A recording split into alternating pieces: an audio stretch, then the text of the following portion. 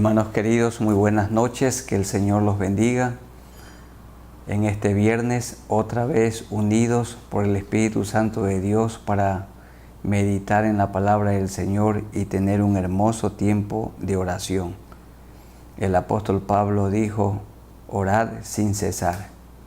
Y nuestro Maestro por excelencia, el Señor Jesucristo, habló de la necesidad de orar siempre y no desmayar.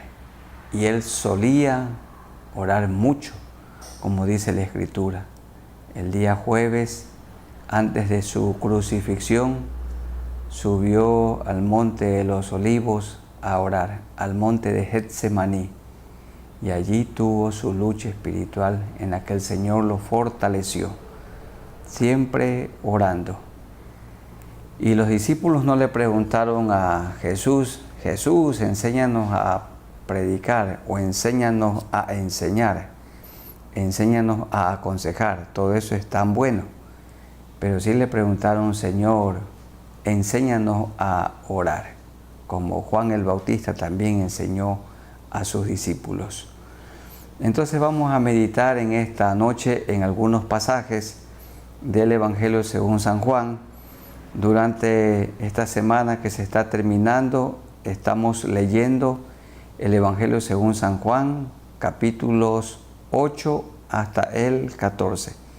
Y en esos capítulos vamos a meditar en algunas porciones y presentar nuestra oración, ruego, clamor delante del Señor.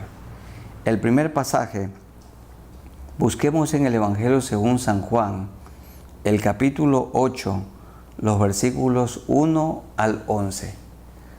Repito, San Juan 8, 1 al 11, que dice de la siguiente manera: Y Jesús se fue al monte de los Olivos, y por la mañana volvió al templo, y todo el pueblo vino a él, y sentado él les enseñaba.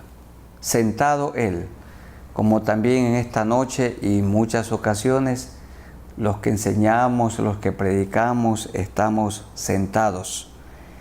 Entonces los escribas y fariseos le trajeron una mujer sorprendida en adulterio, y poniéndole en medio le dijeron, Maestro, esta mujer ha sido sorprendida en el acto mismo de adulterio, y en la ley nos mandó Moisés apedrear a tales mujeres. Tú pues, ¿qué dices? Mas esto decían tentándole, para poder acusarle.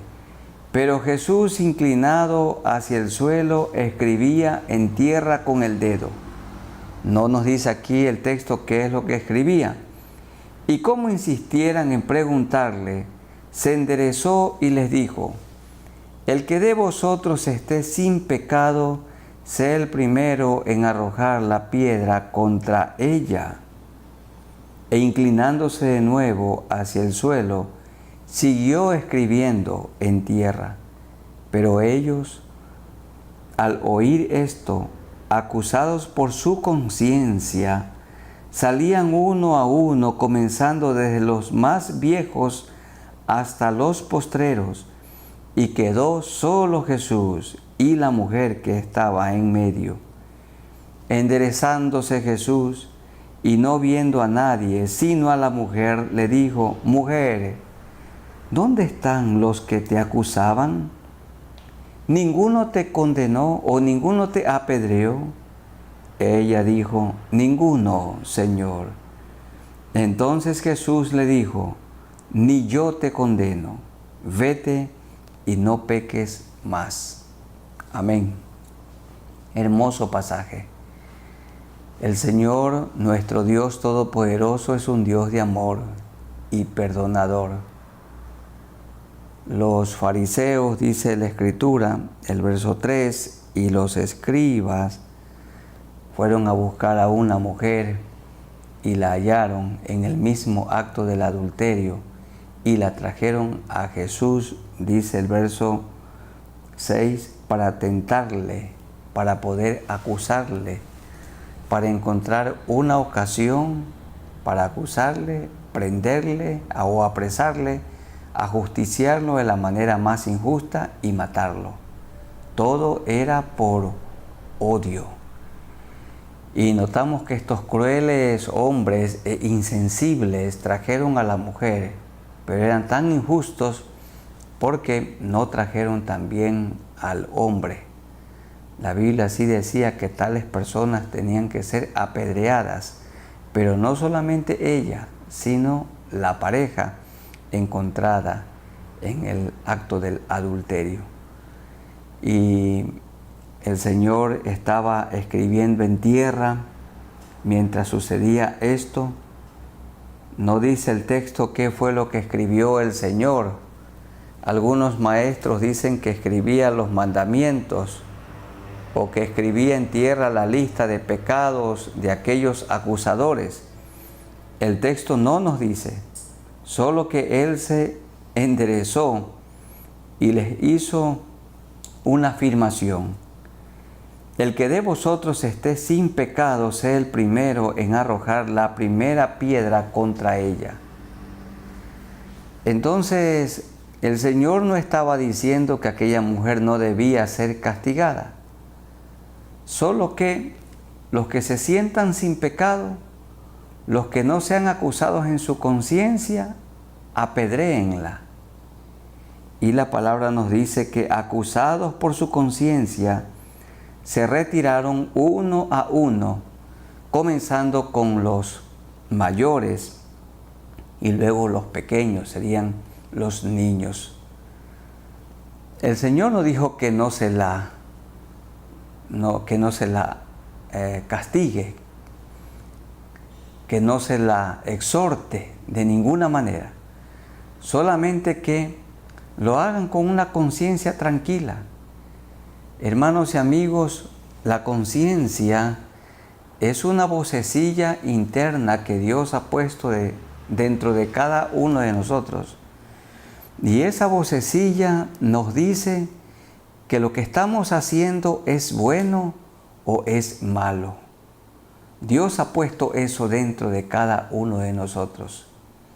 La conciencia nos dice, cada vez que nosotros estemos haciendo algo, la conciencia nos indica, la conciencia nos puede acusar o también nuestra conciencia nos puede aprobar o desaprobar la conciencia. Y cuando venimos a Cristo, nuestros pecados son perdonados y entonces vivimos con una conciencia tranquila. Estos hombres, fariseos, saduceos, como Jesús los llamaba los judíos, acusados por su conciencia llena de pecado y de maldad, ellos también hacían lo que esta mujer hallada en el mismo acto del adulterio. Y si no lo hacían físicamente, lo hacían en su conciencia, porque la concupiscencia tiene que ver con cometer el acto pecaminoso en la mente. Y aunque ellos no lo hubieran hecho físicamente, sí lo hacían con su pensamiento. Por esta razón, acusados por su conciencia, se retiraban uno a uno. Y enderezándose el Señor por segunda vez, le preguntó a la mujer, ¿dónde están los que te acusaban? ¿Ninguno te condenó? ¿Ninguno te apedreó? Ella dijo, ninguno, Señor. Entonces Jesús le dijo, ni yo te condeno, vete y no peques más. Queridos amigos, esto es lo que el Señor hace con cada uno de nosotros. Esto es lo que Él hizo. Nosotros también vivíamos acusados por nuestra conciencia. Estábamos cargados de maldad, vivíamos en el pecado o practicando el pecado. Pero cuando Cristo vino a nuestro corazón, nuestra vida entera cambió. Él nos limpió con su sangre preciosa. Él ha limpiado nuestra alma y hoy somos una nueva persona con una conciencia tranquila.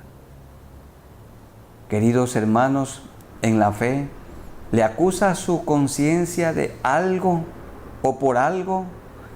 hay que presentar a Dios esa causa. Hay que confesarle a Dios el pecado. Y Él es fiel y justo para perdonar nuestros pecados y limpiarnos de toda maldad. Y queridos amigos, ustedes viven continuamente con una conciencia que los acusa. Tienen que confesarle su pecado al Señor. Y también cuando una pareja no puede relacionarse bien, probablemente la conciencia no está tranquila. Y entonces es necesario que el esposo le confiese a su esposa todo lo malo que ha hecho. Le ha sido a lo mejor infiel. Y de igual manera la mujer o la esposa le ha sido infiel a su esposo. Y tiene que confesarle este pecado a Dios y confesarle también a su cónyuge, a su esposo. Y luego que haya el perdón, vendrá la libertad, vendrá la paz, vendrá la tranquilidad. La conciencia no nos acusará. ¿Tiene algo que lo acusa, mi hermano, mi hermana? Amigos, ustedes tienen una conciencia que los acusa, porque están haciendo lo malo delante del Señor. Pídanle perdón al Señor por sus pecados y Él limpiará sus conciencias de obras malas. Les dará un nuevo corazón, una nueva mente, una nueva vida. Porque de modo que si alguno está en Cristo, nueva criatura es. Las cosas viejas pasaron y aquí todas son hechas nuevas. Si usted se arrepiente, el Señor le dice en esta noche, vete y no peques más. Comenzar a vivir entonces una vida como la que Jesucristo vivió aquí en la tierra.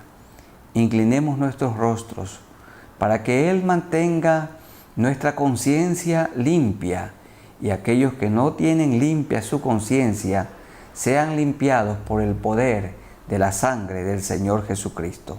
Oremos a Dios. Soberano Señor, gracias por la conciencia que nos has dado. La conciencia es esa vocecilla interna que nos acusa o nos defiende. Y si hay algo que en la conciencia de mi hermano se siente acusado o mi persona, Señor, tenemos que confesarlo. Hermanos queridos, llévelo en este momento a Dios en oración. Dígale, Señor, me siento afectado en mi conciencia por esto malo que he hecho. Y yo te lo confieso sabiendo que eres fiel y justo para perdonar todo pecado y toda maldad. Te lo confieso, Señor. Y amigos queridos, ustedes que viven afectados por su conciencia, aguijoneados por su conciencia, por el pecado que hay en ustedes, confiésenle, pídanle perdón al Señor, díganle, Señor, en esta misma noche, díganle, Señor, perdóname mis pecados. Límpiame con la sangre que derramaste en la cruz del Calvario. Limpia mi mente, limpia mi corazón, limpia mi alma, limpia mi conciencia. Y que yo pueda tener desde este momento una vida nueva, una vida agradable delante de ti. Gracias, Señor, porque tengo ahora paz en mi conciencia, paz en mi vida. Danos, Señor, tu paz. Que vivamos con la conciencia tranquila. ¿Y cuándo podemos vivir con la conciencia tranquila? Cuando hacemos lo justo y recto. Cuando vivimos una vida agradable delante de ti. Cuando vivimos haciendo tu voluntad. Cuando vivimos en obediencia. Cuando vivimos leyendo la palabra de Dios y obedeciéndola, guardando sus mandamientos. Entonces vivimos con la conciencia tranquila. No podemos vivir con la conciencia tranquila pecando. Para vivir con la conciencia tranquila hay que vivir una vida enteramente santificada, apartada, dedicada al Señor. Gracias, Señor, por el perdón. Tú le dices, le has dicho a los que en este momento se han arrepentido, vete y no peques más, así como nos dijiste a nosotros. Y así como tú actuaste, Señor, con misericordia ayúdanos a nosotros también para que seamos misericordiosos con los que pecan, para que cuando nosotros cometamos alguna falta, Señor, también otros, los que nos juzgan, puedan tener misericordia de nosotros. Te agradecemos por este momento en el nombre de Jesús. Amén. Ahora leamos Juan 9. Juan 9, 1 al 12, que dice de la siguiente manera. Juan 9, 1 al 12. Al pasar Jesús, vio a un hombre ciego de nacimiento, y le preguntaron sus discípulos diciendo: Rabí, ¿quién pecó, este o sus padres, para que haya nacido ciego? Respondió Jesús: no es que pecó este ni sus padres, sino para que las obras de Dios se manifiesten en él. Me es necesario hacer las obras del que me envió, entre tanto que el día dura. La noche viene cuando nadie puede trabajar. Entre tanto que estoy en el mundo, luz soy en el mundo. Dicho esto, escupió en tierra e hizo lodo con la saliva y untó con el lodo los ojos del ciego. Y le dijo: ve a lavarte en el estanque de Siloé, que traducido es enviado. Fue entonces y se lavó y regresó viendo. Entonces los vecinos y los que antes le habían visto que era ciego decían: ¿no es este el que se sentaba y mendigaba? Unos decían: él es, y otros: a él se parece. Él decía: yo soy. Y le dijeron: ¿cómo te fueron abiertos los ojos? Respondió él y dijo: aquel hombre que se llama Jesús hizo lodo, me untó los ojos y me dijo: ve al Siloé y lávate. Y fui y me lavé y recibí la vista. Entonces le dijeron: ¿dónde está él? Él dijo: no sé. Bueno, le preguntaron sus discípulos acerca de este hombre que había nacido ciego. ¿Quién pecó, este o sus padres, para que haya nacido ciego? Y respondió Jesús: no es que pecó este ni sus padres, sino para que las obras de Dios se manifiesten en él. Así también se dijo de Job, el hombre que sufrió tanto. Bueno, ¿quién pecó? Job no había pecado, porque aún el Señor, Dios Todopoderoso, varias veces se refirió a él como un hombre justo, como un hombre que no había pecado delante del Señor. Pero sin embargo, Dios le envió una terrible tribulación, permitió una tribulación en su vida. Perdió sus bienes materiales, perdió sus 10 hijos, su mujer, su esposa, se enojó contra él, vinieron 3 amigos que le amargaban la vida y lo acusaban, una sarna maligna desde su cabeza hasta la planta de sus pies, y realmente su vida era un caos, sufrimiento tras sufrimiento. Pero dice el texto que en todo esto Job no pecó. ¿Por qué Dios permitió la tribulación en Job? Porque Él quería que Job conozca mejor a Dios, que aprenda a depender de Dios, que su fe sea afirmada, que él dependa absolutamente de Dios para que lo conozca mejor. Y él dijo: ahora yo conozco mejor a Dios. Este era el propósito, para que Job aprendiera a depender absolutamente de Dios en la tribulación, en la adversidad. No era porque había pecado. Y aquí este hombre había nacido ciego, no porque sus padres pecaron, sino para que las obras de Dios se manifiesten en él. Y el Señor sanó a este ciego de una manera no convencional. Notemos que en los milagros de Jesús siempre Él obró de una manera diferente. no tenía una norma, no tenía una forma o una fórmula para actuar. No tenía un solo camino. Él obraba de diferentes maneras. Y aquí vemos que escupió, hizo lodo y untó en los ojos, le dijo que se lave en el estanque, y el ciego y el que había nacido ciego vio. Otras ocasiones solo dijo la palabra. Fue la saliva la que sanó, fue el lodo el que sanó, o fue el agua del estanque lo que curó. De ninguna manera. El poder de Dios. Dios usa un instrumento. Dios usa la medicina en la farmacia. Dios usa alguna planta medicinal. Dios usa a los médicos para sanar. O Dios obra directamente. Él es Dios y Él hace como le complace, como a Él le parece. Los fariseos estaban muy enojados por la sanidad de este hombre y le dijeron que este hombre es pecador. Dice el verso 23 y 24, porque le preguntaron aún a los padres si verdaderamente este hombre había nacido ciego. Y los padres le dijeron, sí, nuestro hijo ciego nació, pero es un hombre adulto, pregúntenle a él. Por eso dijeron sus padres en el 23, edad tiene, preguntadle a él. Entonces volvieron a llamar al hombre que había sido ciego y le dijeron, da gloria a Dios, por favor te rogamos que nos digas la verdad.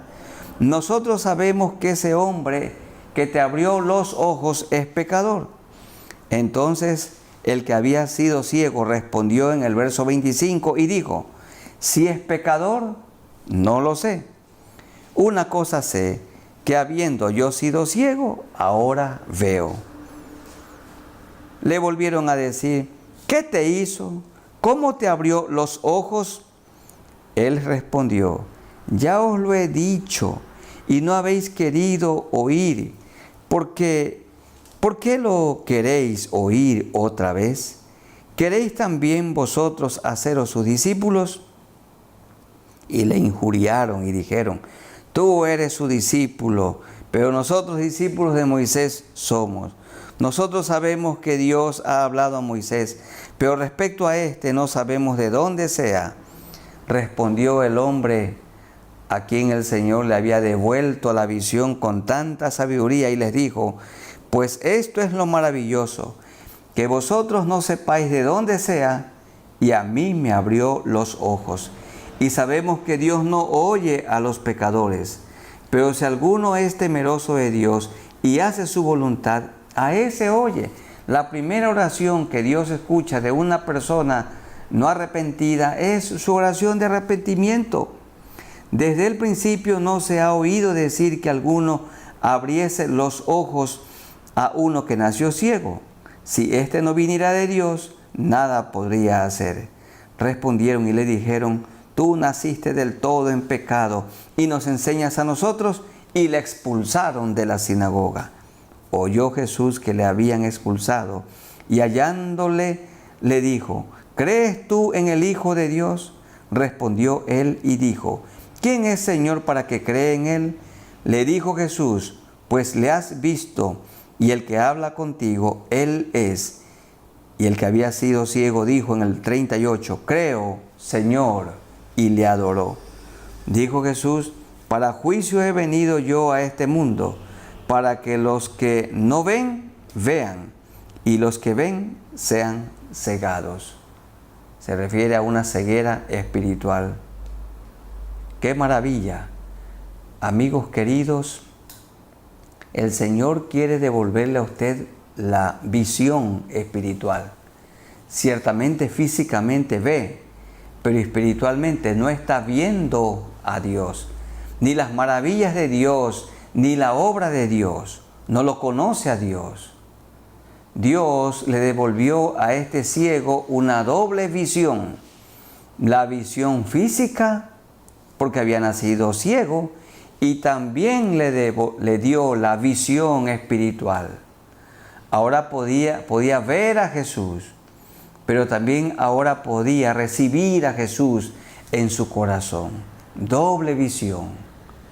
Y queridos amigos, el Señor quiere darles la visión espiritual para que puedan ver a Dios, para que puedan conocer a Dios de una manera real, de una manera personal. Vamos orando al Señor para que Él sane a los enfermos físicos y para que Él sane también a aquellos que no tienen una visión espiritual, así como lo hizo con este ciego, doblemente ciego. Ciego físicamente hablando y ciego espiritualmente hablando. Amado Señor, gracias porque viniste a esta tierra para que los ciegos vean.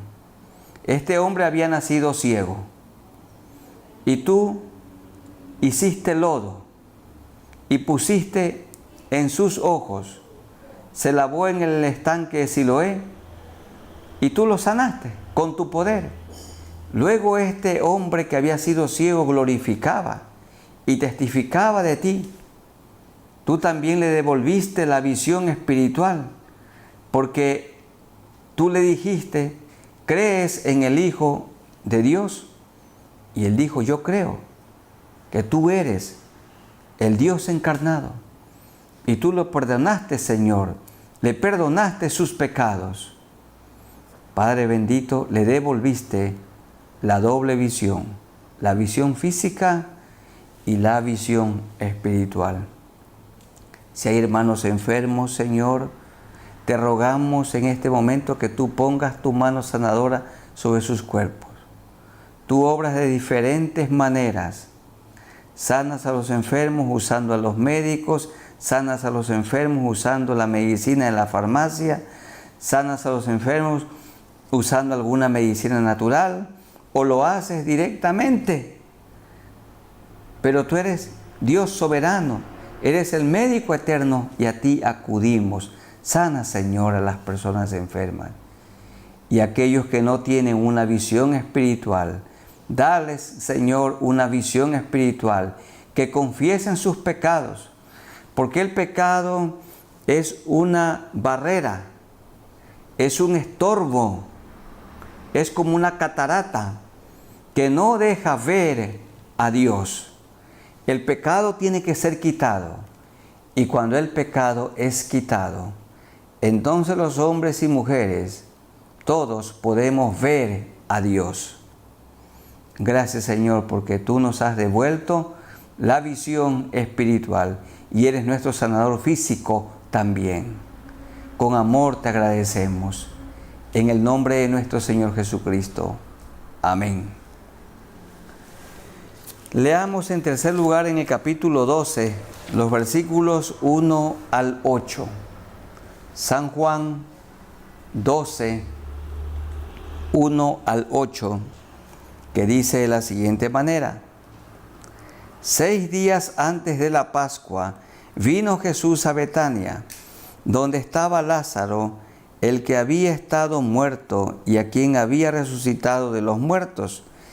Y le hicieron allí una cena. Marta servía como siempre y Lázaro era uno de los que estaban sentados a la mesa con él.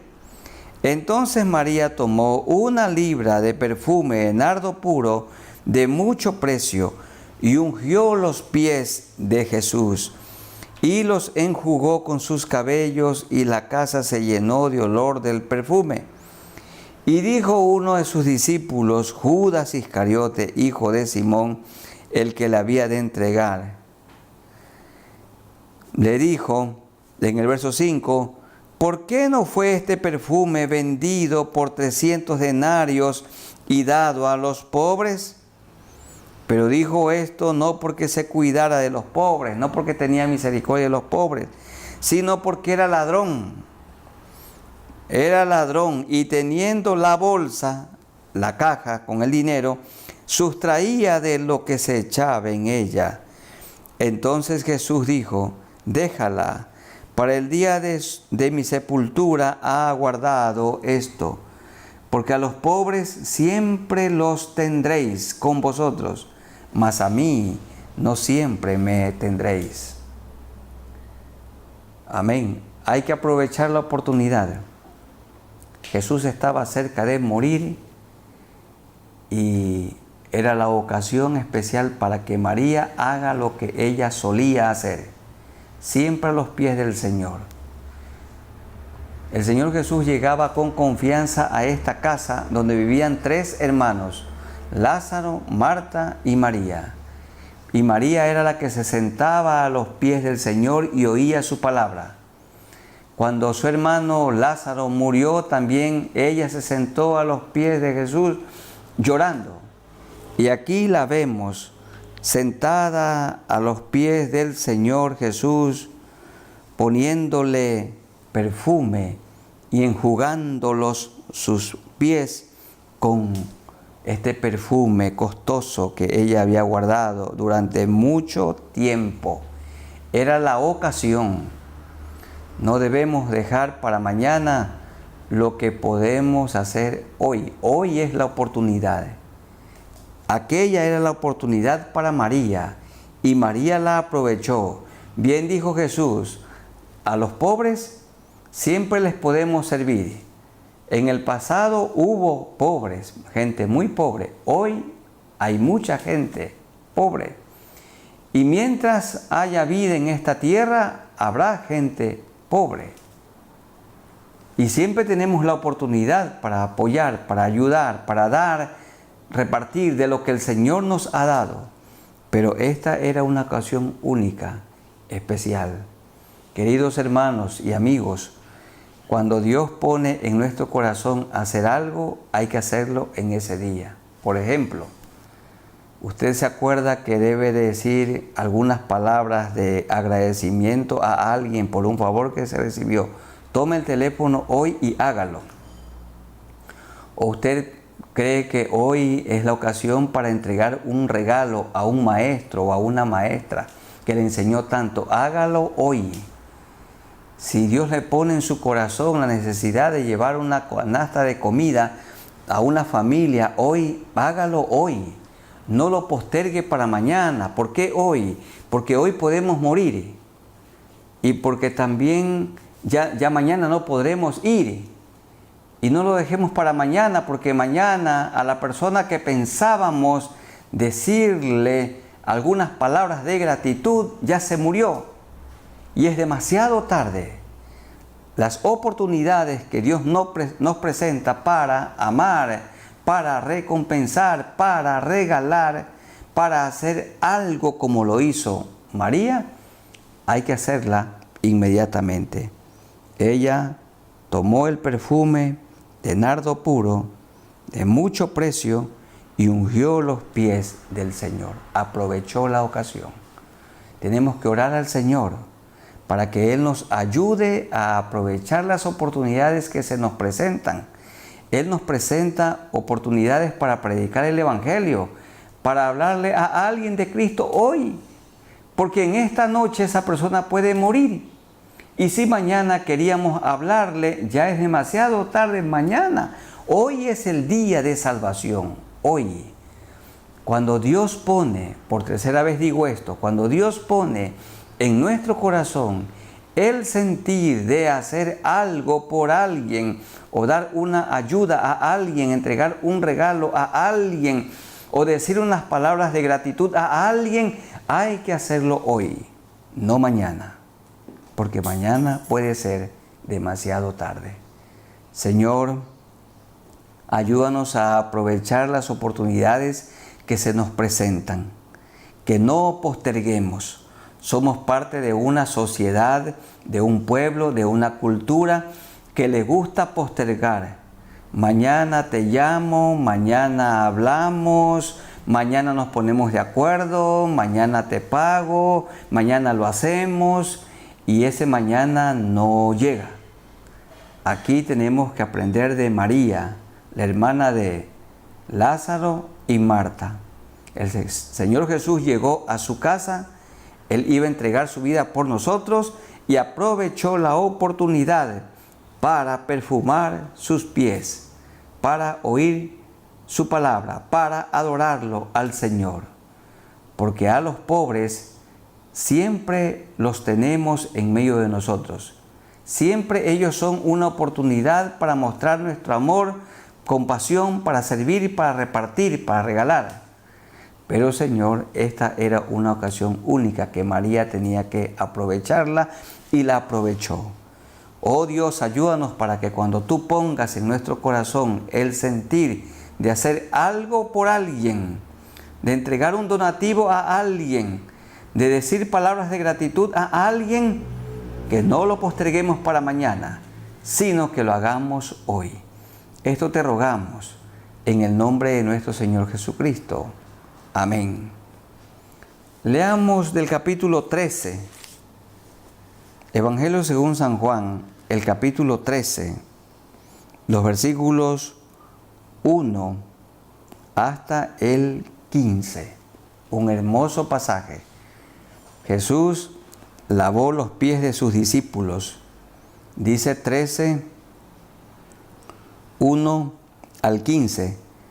Antes de la fiesta de la Pascua, sabiendo Jesús que su hora había llegado para que pasase de este mundo al Padre, por esto María lo ungió sus pies, como había amado a los suyos que estaban en el mundo, los amó hasta el fin.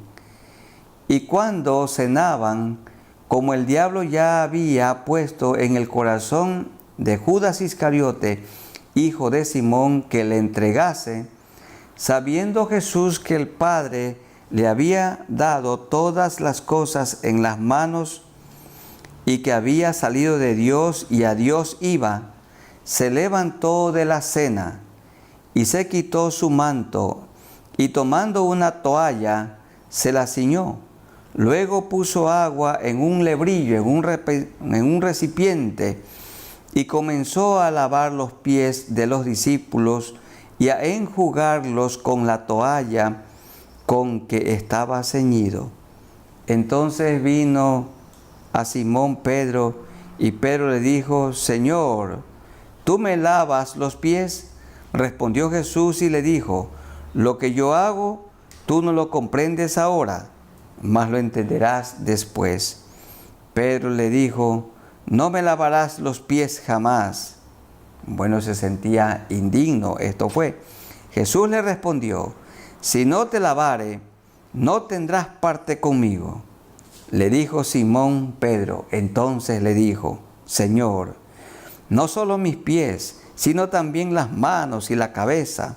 Jesús le dijo: el que está lavado no necesita sino lavarse los pies, pues está todo limpio, y vosotros limpios estáis, aunque no todos, porque sabía quién le iba a entregar. Por esto dijo: no estáis limpios todos. Quiere decir que Judas estaba presente allí.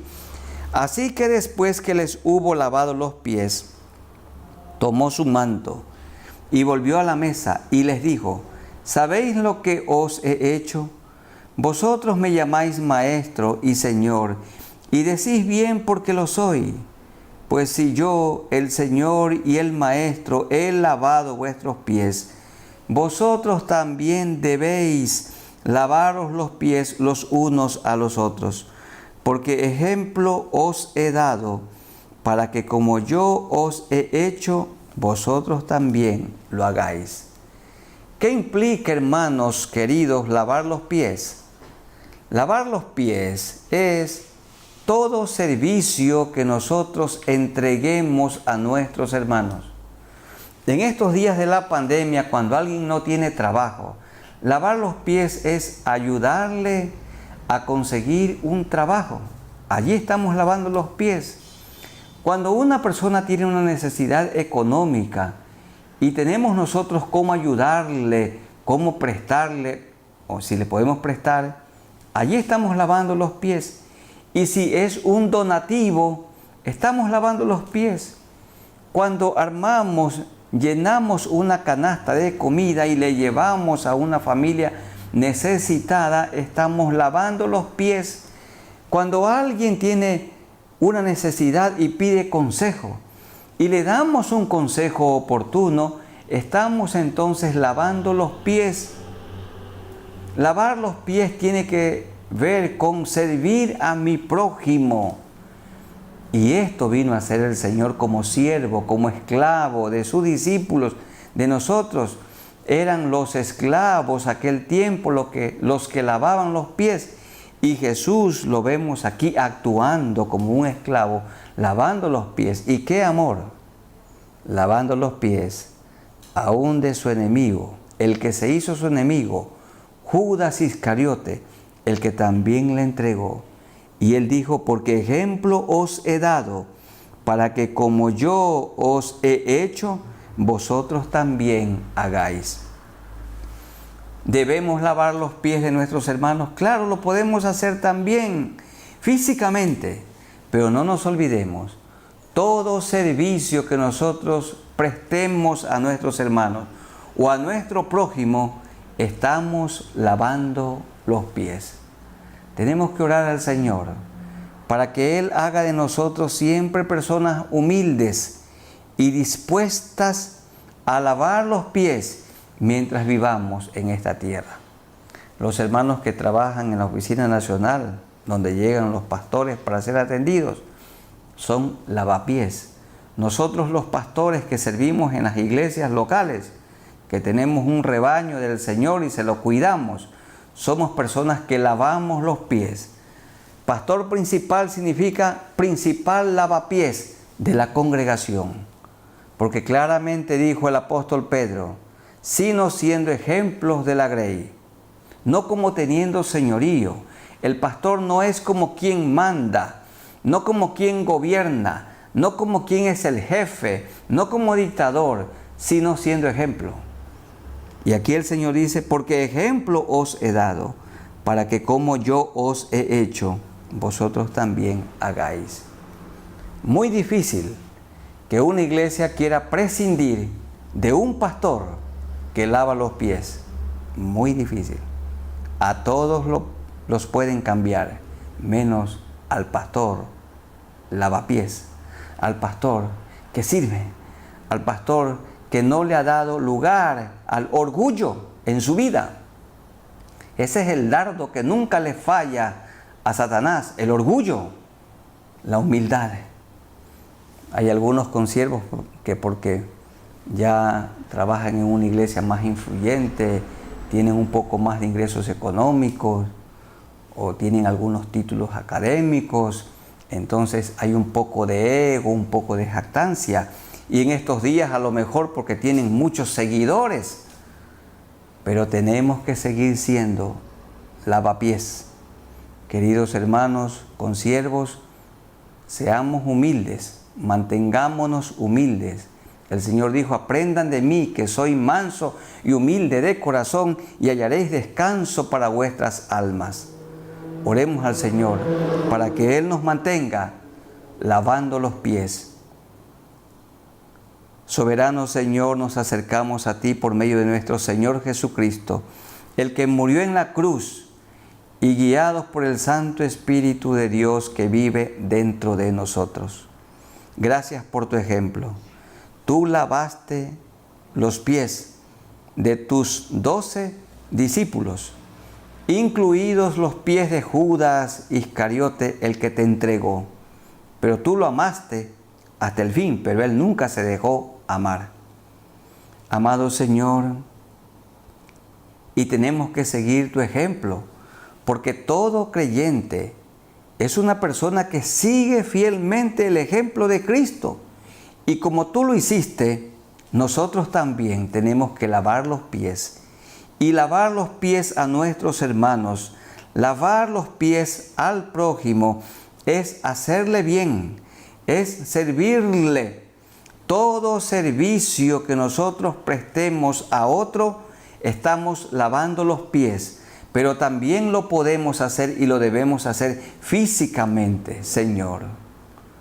Oh Señor, te rogamos que tú nos mantengas en humildad, así como tú viviste en humildad, porque tú dijiste, aprendan de mí que soy manso y humilde de corazón y hallaréis descanso para vuestras almas.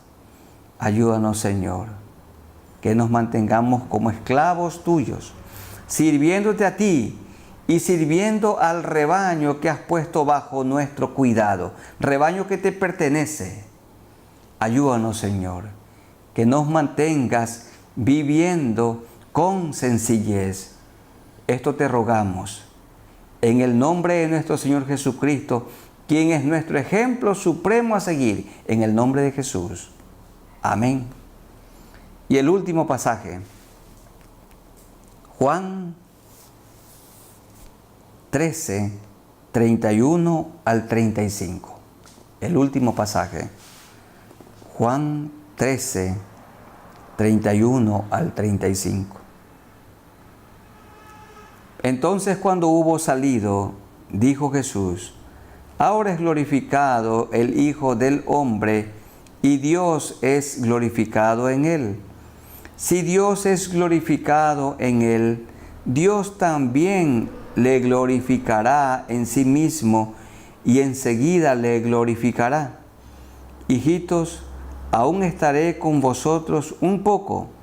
Me buscaréis, pero como dije a los judíos, así os digo ahora a vosotros: a donde yo voy, vosotros no podéis ir. Está hablando de su ascensión al cielo. Un mandamiento nuevo os doy, que os améis unos a otros, como yo os he amado, que también os améis unos a otros. En esto conocerán aquí en Milagro, en la provincia del Guayas, en Quito, en Manabí, conocerán en Latinoamérica, en todo el mundo. En esto conocerán todos que sois mis discípulos, si tuviereis amor los unos con los otros. Entonces, el discípulo que muestra amor y que demuestra amor a otros, está demostrando que Cristo vive dentro de él. En esto conocerán todos que sois mis discípulos, si tuviereis amor los unos con los otros. Cuando en una iglesia las ovejas están peleando con su pastor y el pastor también peleando con las ovejas, y el escándalo sale fuera del templo, fuera de la iglesia, hasta los oídos de los paganos, blasfeman el buen nombre de Dios, porque esa no es una demostración de amor. Cuando un pastor, cuando una persona demanda a la Iglesia Nacional para recibir recompensas económicas, no está dando un buen testimonio, porque estamos haciendo quedar muy mal a la Iglesia del Señor, cuando claramente dice la palabra que ¿acaso no hay personas sabias dentro de la congregación, sino que el hermano con el hermano pleitea, y esto delante de los incrédulos? Definitivamente podrá haber algún caso cuando nos demanden, nos denuncien, y tendremos que defendernos también tomando algunos abogados. Pero queridos hermanos, ¿cómo conocerán todos que somos discípulos de Cristo si mostramos amor los unos para con los otros? Recuerden, hermanos, y recuerden, consiervos, que la gente se queda donde hay amor. ¿Cuáles son las iglesias que ganan a más personas para Cristo y las sostienen y que pueden ser sostenidas en esta pandemia? Donde hay amor. La gente se queda donde hay amor. El mundo en medio del cual vivimos, la ciudad en la que vivimos, la comunidad en la que servimos, ellos tienen que ver que nos amamos. Nos amamos, y cuando nos ofendemos nos perdonamos y seguimos adelante. Dios nos ha dado un corazón lleno de amor y también un corazón perdonador. Si tuvieseis y tuviereis amor los unos para con los otros. Oremos al Señor para que Él nos ayude a amarlo a Él y a amarnos entre nosotros. Y cuando nos ofendemos, que Él nos ayude a perdonarnos No es el tiempo el que borra las faltas, sino el perdón. Hay que perdonarse, perdonarnos unos a otros como el Señor nos ha perdonado. ¿Qué les parece? Oremos al Señor. Amado Señor, gracias por este tiempo de meditación bíblica y oración. Y gracias, Señor, por este mandamiento nuevo que tú nos diste, que nos amemos los unos a los otros de la misma manera que tú nos has amado. Así tú quieres, Señor, que nos amemos unos a otros, porque la gente se queda donde hay amor. Danos, Señor, de tu amor, porque Dios es amor, y danos también un corazón perdonador. Cuando amamos y perdonamos, no vamos a vivir con amargura. Ninguna raíz de amargura se puede anidar en nuestro corazón. Cuando nos ofenden, tenemos que perdonar en nuestro corazón. Y cuando ofendemos, tenemos que buscar a quien hayamos ofendido y pedirle perdón. Señor, ayúdanos, que la muestra de nuestra relación íntima contigo sea el amor a ti y el amor entre nosotros. Que reine el amor en cada hogar cristiano, que reine el amor en tu iglesia, Señor, y en medio de la comunidad, que nuestro amor se vea por la manera como vivimos y las obras buenas que realizamos, que son el fruto de una fe genuina. No obramos para salvación, obramos porque ya tenemos la salvación. Señor, que produzcamos el fruto del Espíritu Santo y frutos dignos de arrepentimiento. Ayúdanos, Señor, a amar, aún a aquellos que se han hecho nuestros enemigos, y a perdonar, para vivir en paz y con la conciencia tranquila. Esto te rogamos en el nombre de nuestro Señor Jesucristo. Amén. Amada Iglesia del Señor, que Dios los bendiga y los guarde, y sigamos amándonos los unos a los otros. Vivamos sin ninguna amargura, sin enojo en nuestros corazones. Que vivamos en paz. Amigos, también que el Señor los bendiga a ustedes y pongan su mirada en el Señor. Todos pongamos la mirada en Jesús, el autor y consumador de la fe. Un abrazo para todos ustedes. Amén.